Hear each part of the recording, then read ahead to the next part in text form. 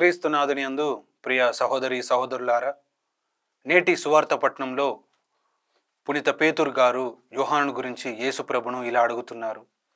ప్రభు, ఈయన విషయం ఏమి అని.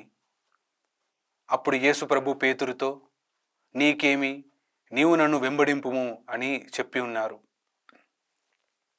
ప్రియ సహోదరులారా, మన జీవితంలో కూడా మనం ఎన్నోసార్లు ఇతరుల విషయాలలో తలదూరుస్తూ ఉంటాము. యేసు ప్రభు నేటి సువార్త పట్టణంలో మనకు చెప్తున్నది అదే.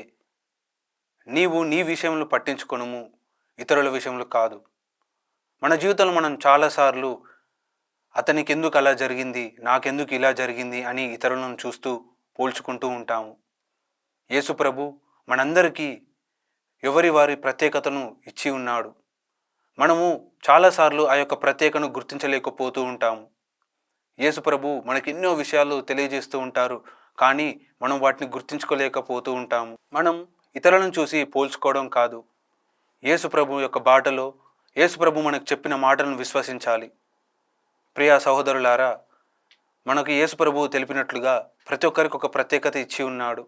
ఆ యొక్క ప్రత్యేకతను తెలుసుకొని మనం దాని ప్రకారం జీవించాలి.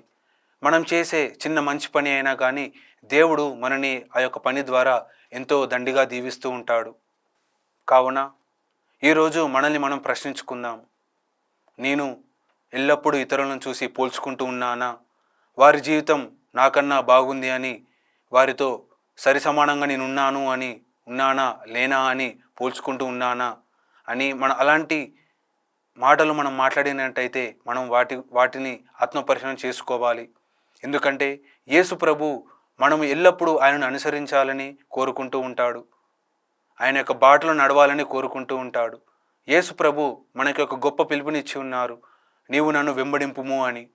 మనం ఆ యొక్క పిలుపు ప్రకారం జీవిస్తున్నామా లేదా అని ఆత్మపరిశీలన చేసుకోవాలి. యేసు ప్రభు మనకిచ్చిన సిలువ ఒకటే, నీవు నన్ను వెంబడింపుము అని.